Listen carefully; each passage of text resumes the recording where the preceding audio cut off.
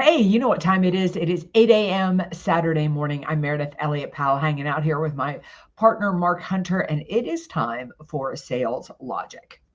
Hey, it is. It is a great Saturday morning. We got a great topic. We're going to be talking about, is customer retention your new sales strategy for this era that we're in right now? We got a question that lines up perfectly. We got a book that lines up perfectly. Ooh, the lightning round. Top 10 ways buyers are changing. This is going to be a good show. So, hey, if you're catching it live, jump in with comments. Love to hear from you. But Mayor, jump in. Is customer retention the new sales strategy? I sure think it is. Yeah, I'm like I was really thinking about the topic today, and I was thinking, do I think it is a new sales strategy?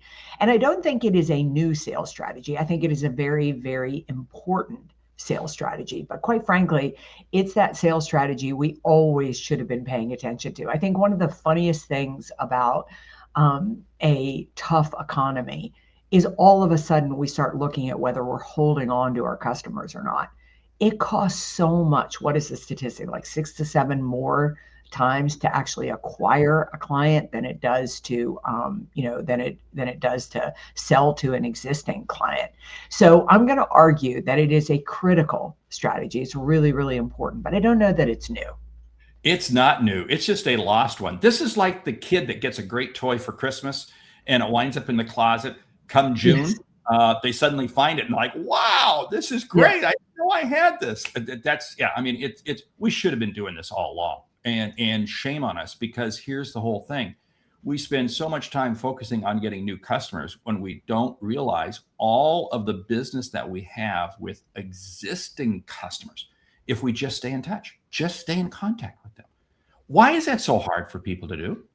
Well, I got to tell you, it's hard for me to do. Like, so I am so guilty as charged. You and I were talking in the green room about the proposals we've got to get out this morning. And one of the proposals I've got to get out is I was speaking in Pennsylvania this week, and I'm driving back to the airport, and my phone rings, and it's one of my clients I'd spoken to before who called me back and said, we were just talking about you. We had you here 3 years ago. I think it's time for you to come back. And I was thinking about the show we were doing today, and I thought, wow, I should have made that phone call. I should have been in touch with them, not luck of the draw. They happened to come back to me. Right. So I think part of the problem is as salespeople, I know me, I'm turned on by the chase. It's like it's exciting to me to see if I can get through the door, if I can land something. And I tend to forget, as embarrassing as that is, about my existing customers. It's so easy to forget. And I have to admit, this is one of the reasons why I like my Friday afternoon phone call strategy. You know, yesterday I was calling a lot of past clients, and sure enough, there's two of the four proposals I got to get out this morning are from two of those people. Those are relationships I've had, done work with them, and doggone it, just lose sight of them, reach back out. And that's why I love, and I stress this a lot, Friday afternoon phone calls. I get conversations with senior level people I would never get any other time of the week. And Yeah. things arise. Yeah, I also think that another important part of this strategy is your existing customers are incredible intel. You already have a relationship with them, so the conversation is easy, and it's easy to have that conversation, and they'll tell you things. And if you listen, you're going to get intel on the market that you can't get anywhere else. Oh, so valuable. And along with that, they're also great to play on the referral side because, again, you know them. So you probably know the type of customers, clients that they're looking for. You can refer them, you can have a conversation about that. And in so doing, they probably have some people that they can connect with you. But go back to what you said at the beginning. It takes 6, 7x the effort, the expense, and everything to develop a new customer versus an existing customer. We have a gold mine of opportunity with existing customers. And I think this is where we have got to make sure in your CRM system, you have a repetitive cadence. And I'm going to say the repetitive cadence is not just an email going out, an email, but you physically picking up the phone and calling them and having a conversation with them on a regular basis, whatever you establish that to be. But that's so critically important. Yeah, yeah. And Gina, you are dead right. I mean, customer retention is a critical sales strategy. And Mark, to go along with what you just said, Lucky follows, weighs in and says, follow up in three different channels: call, email, and LinkedIn. I agree. I mean, you just want to reach out, and you just want to, keep yourself top of mind with people. I'm interested if you think that our existing customers should be part of our top 100 pipeline list or something like that. I think so, because I think there's a lot of opportunity there that we look past. And one of the things that I've always said is, treat a prospect the same way you would a customer. In other words, if there's information that you share with a customer, share it with a prospect. But I also think we lose sight that we do things for prospects that we don't do for customers, in terms of the deliberateness of staying in touch, being there with them. And I think this is where it's absolutely important that you treat the customer, share with them insights, share with them knowledge, share with them what's happening. I love Terry's comment. You're so right. Customer retention is powerful. It means we need to continually provide current, relevant data value. We stay up to date. And one of the things that I'm going to challenge us is, because you know the customer, you probably know something about their customer's customer. What are the insights that you can share with them?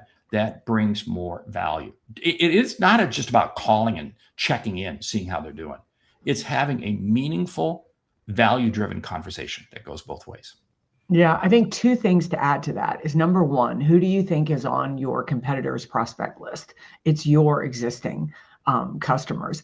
The other thing I think is really important is that, we talked about the cost of bringing on this customer, but it is, bringing on a new customer. But there's also the emotional cost. It took a lot to win that trust. And I always say to my audiences, the worst thing that can happen to you in the marketplace, the absolute worst, is not that you don't get the sale. It's that your prospects or customers find out about a product or service they could benefit from somebody else other than you. Because who do you think is going to be asking those prospects that you're working with?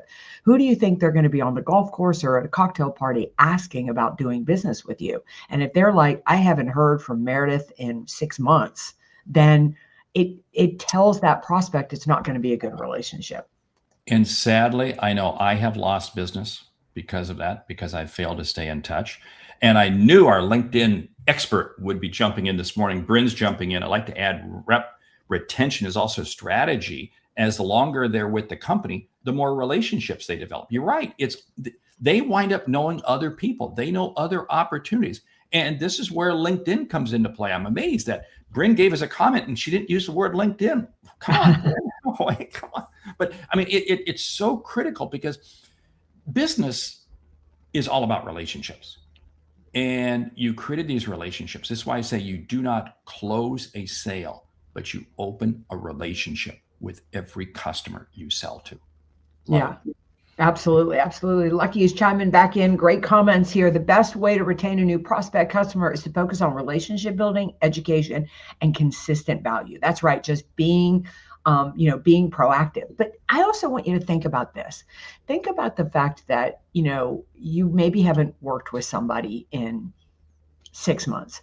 Think how much has changed in the last 6 months. They're going to have different needs. They're going to have more opportunities. They're going to have so much happening. And so have you. You've developed new products and services, new ways that you can, new ways you can benefit and add value to them. So it's such a win-win for both of you. And staying in touch, they grow, you grow, things shift for both of you. There's always opportunity there. Exactly. And don't forget the personal aspect. When you were working with them initially, they may have shared with you something about their children or something that they do or something like that. And don't hesitate to bring that up, because it's amazing. They're going to sit there and say, he actually remembered. She actually remembered. It's incredible. And that's very valuable, because, again, it helps to create that personal connection, because I don't care what it is that you sell. There is a level of emotion in every relationship and every transaction. So spot on. Yeah. Yeah. Mark, what's the question for today? Oh, yes. The question comes from Sean in Seattle, my hometown. Hey, we work in the food distribution industry. It's competitive. We're doing a great job of bringing on new customers, but our churn rate has been higher than ever this year. What advice do you have for me and my team? What do you think? Yeah. Number one is you need to figure out why. I mean, I'd start talking to those customers that you've lost and figure out why you've lost them. If you're losing them on price, that's a big signal that your service level isn't there, because they're just comparing you to the next, to basically the next competitor. Is your competitor offering something that you are not offering that you could offer? Has it been forever since your reps have been there and connected with them? So you need to figure out why. And I'll tell you what, like the food distribution industry, you're right. There's probably half a dozen different suppliers they could buy from. So, the typical restaurant owner or store or whatever could be saying, hey, I'm going to get it from whoever's cheapest. But here's where you bring value. And this is for anybody. Look downstream. How do you help them do their business? What are the insights that Sean, you and your people can bring to your customers to help them run a better operation, to help them create better customer service, to help them really engage better, help them maybe lower their costs in other areas? You've got to provide to them insights and information. This is why we stay in our ICP, our ideal customer profile, because you learn your space so well that you become the expert. Then guess what? They got to have you. They have to have you because of what you're bringing to them. Yeah, and it makes me wonder too, is that maybe like your sales team has just gotten far too reactive. Like Mark said, they're not really bringing any value to the table. I mean, you need to understand, in today's marketplace, your customers, they're struggling too. And they need somebody who's going to show up and say, I've got an idea. If we did this, I think it would help grow sales. I was working with a retailer, and they sell to retail shops. They're a clothing industry. And this one rep was doing really well because right now they are getting hammered. I mean, hammered. And this one rep was doing really well and went out to see what that rep was doing. And he's literally going into the stores and helping them work on displays, helping them work on how to set the store up. He's offered to do little 1-hour trainings for the, for the team who works there on how they could sell more and how to position things so that when people buy a hat, they automatically buy a belt. So he was adding so much value. It made sense. He wasn't just coming in there trying to sell hats, belts, or shirts. I love that. He's going downstream, looking at how does this product wind up somewhere else. This is so key. We have to look at bringing value, because here's the thing that, Sean, I'm going to push back a little bit. Sean, your salespeople may be saying, hey, price. You know what's funny? A salesperson will always say they lose the deal on price. They will never say they lose it because of their poor selling skills.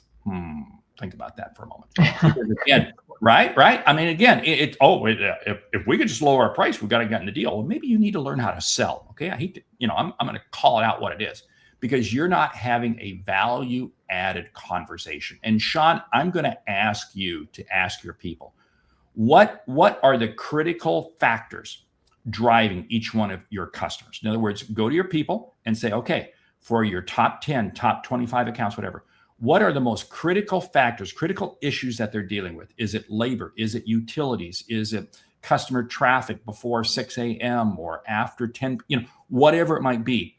And I'll venture to say that those people, your salespeople, don't know that.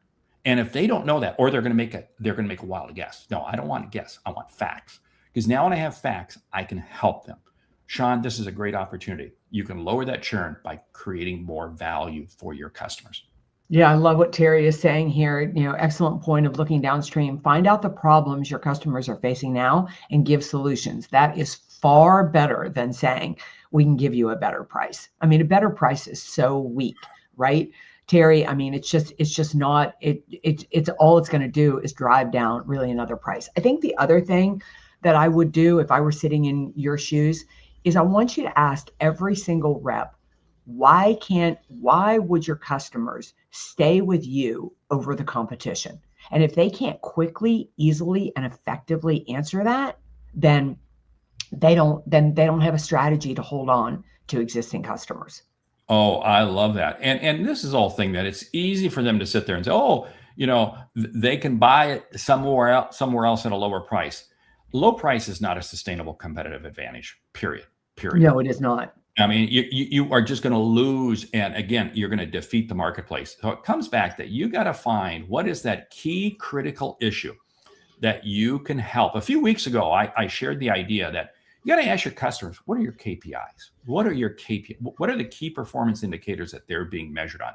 Now, for Sean, his team may be dealing with restaurant owners, so they don't have KPIs. But what's your bank saying? You got to be, focused on. What are you needing to be focused on? When you understand that, then it's amazing. You're now in a much better position to help them. Yeah, I love what Lucky's chiming in here with retention. Long-term client relationship is a factor of trust, plus communication, plus education, plus strong value. I'm going to add there too. It's a function of accessibility. I mean, how quickly do you respond to people? Are they there, and are you proactive with your with your conversations with them? I'm kind of going to throw a little bit of a wrench in this, though. The other thing you need to look at, though, are you losing customers you wish you held on to, or are you losing customers that it's okay to lose? And, yes, sometimes it's okay to lose a customer. I don't know who your team is selling to. I don't know if they've got some I'm trying to think if I should say this on the show, but years ago when I worked in healthcare, we had a whole list of doctors that we called on. And there was one group of doctors, or about 5 physician practices, we never called on. And we never called on them because our commercial officer called them price whores. And what he meant by that was the fact that if we got the deal, we were just going to lose it the next year, because all they cared about was price. They religiously moved their relationship every 2 to 3 years. When the deal would come up for renewal, they would move it based on price. And he said, don't even bother, because it costs us so much to get that, and we're not going to get any more. It's never profitable. So he took it off the list. So I would have you look at the list and really think about, is that a good customer to lose? I just lost one the other day, or it went dark on me. And it was all I could do not to chase it down. But they made it really clear their budget was about 1/3 of what I priced. And I caught myself right in the middle of it going, what am I doing? Like, why am I trying to chase a deal that by the time I do it, it's not going to be profitable for me anyway?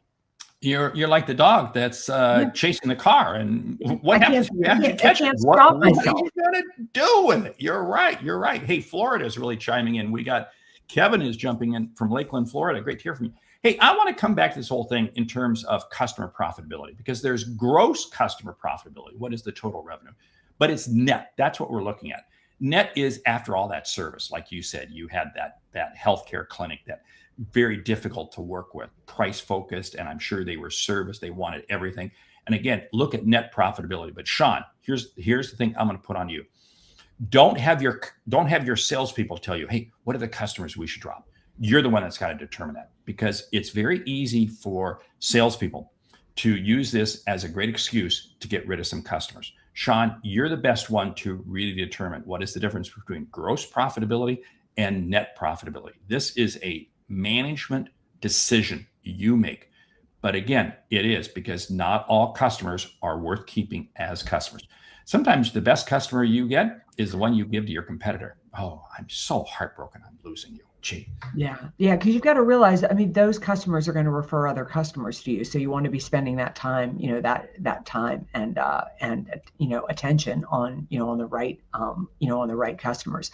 So the biggest, kind of as a synopsis of the conversation today, is that it definitely needs to be part of your strategy. And you really need to look at, just like Bryn said, those reps you want to hold on to. Look at those customers that you would literally cry if they went out the door. And what's your strategy around those those customers? Take a look at why you're losing customers. What's going on there? Is there something you need to do to change in your strategy? I can't stress enough the importance of intel. If you just listen to the marketplace, it will tell you the path to growth and profitability. Side note on that, make sure that as you're creating relationships with people, and again, we were talking about this, longer you're working with somebody, more people get to know. Get their cell numbers. Get their cell numbers, because something interesting. Cell numbers stick with the person. As they leave and go to another company, the cell number goes. I had that this week. I had a great client I was working with, great individual CRO, and he went to another company. But I had a cell number and I was able to reach out and stay in touch with them. The company email, of course, was dead. So make sure this is the whole thing about creating relationships with knowledge that you can take with you as they move to other customers. Wow, time is moving along. You ready for the book? I am. The book is The Effortless Experience by our friends Matt Dixon, Nick Toman, and Nick DeLisi. What are your thoughts on it? Well, it's a book nobody ever talks about, but I love the book because it basically emphasizes on taking every ounce of friction out of the sales experience. And if you want to hold on to people, take the friction out of the experience, because if people get frustrated, they'll move on to somebody else. Yeah, and you know what's funny is the book has been out for like 10 years. Yes. 10 or 12 years. What I said, it's not talked about very often. It's not talked about, which is the whole thing regarding customer retention. We don't focus enough on it. We do not close a sale. We open a relationship and ask yourself, look at all your customers. There's a lot more business there. Wow. Great conversation, but we got to get to the lightning round. Are you ready? I am. Top 10 ways buyers are changing. Oh God, that's a good one. Top 10 ways buyers are changing. I would say that they trust their colleagues and their peers far more than they trust our product or service. Oh, love that. They are risk averse. They don't want to be made a fool. Yeah, they are not buying products or services. They are buying results. Yes. And they're protective of themselves. There is nothing they want to do that will make them look not in the best of light. Yeah, they expect personalization that is off the chart. But they also want to be able to buy without salespeople. If they can just buy it online, buy it without having to talk to you or me, well, why would they not want to talk to you, Mary? I mean, come on. Yeah, they just don't want salespeople involved. Yeah, they are slower to come to decision. Oh, I love that. And I'm going to add on that. They're more cash flow sensitive. In other words, if they can extend the terms of deal, if they can change whatever it is, regardless, they are much more cash flow sensitive. Yeah, they expect that they can access you any way they want to access you. Ooh, they can access you via email, text, phone call, whatever. They expect to be able to do it at 11 o'clock at night, 6 o'clock in the morning. And that means you better be prepared, because whatever their preferred channel is your preferred channel of communication for that customer. Yeah. Great one. Hey, you know what? They're also much more price focused in that even after they've got the deal arranged, they want another price discount. They just want to keep asking because they can. They just keep asking for it. Why don't you share one more? I'll share one more. We'll close it down. Yeah. I don't think they're asking as much, why should I buy from you? I think they're asking, why should I trust you? Ooh, I love that. Because that's what I was going to run with. Trust and accountability is more important than ever. And if they see anything about you that emotionally they don't connect with, you are gone. Hey, great show today. We want to thank you for listening to Sales Logic this week. If you like what you hear, subscribe, rate, and review the show on your favorite podcast app. We've said something that's earned you a single dollar. Consider telling a friend about our show, because it's how we grow. Hey, I'm Mark Hunter. And I'm Meridith Elliott, Powell. Remember, when you sell with confidence and integrity, all of this uncertainty suddenly becomes your competitive advantage. And the sale becomes logical. All right. So Mark and I are connecting in Vegas. We're both out there for a job in about a week or so. And when we get back from Vegas, look towards the end of the month, you're going to see some new things come into Sales Logic. So 1st of July, you're going to want to tune in. All right. Go close the deal. You've been an amazing audience. We'll see you next week.